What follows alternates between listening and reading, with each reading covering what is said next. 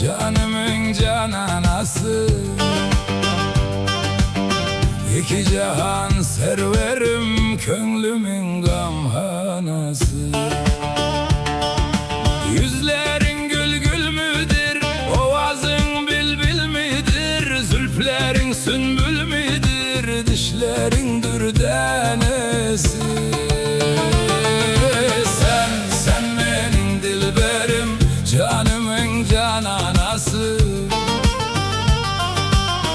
İki cihan serverim, könlümün gamhanası.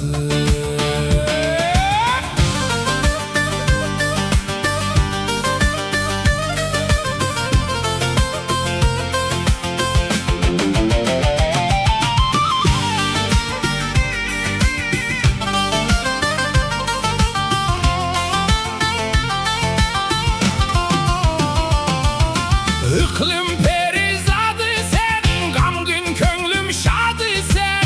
Sen bir işkin odu sen, men fakir pervanası. Sen benim dilberim, canımın cananası, İki cihan serverim, könlümün gamhanası.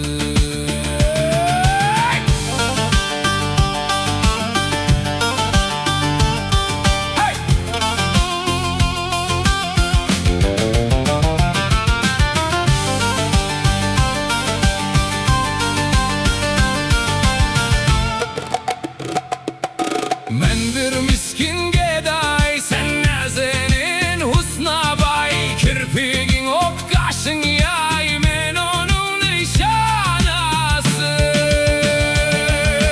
Zelili ahizarın dilberim, Allah yarım. Bir ev sorsa ne kerin, bir senem divanası.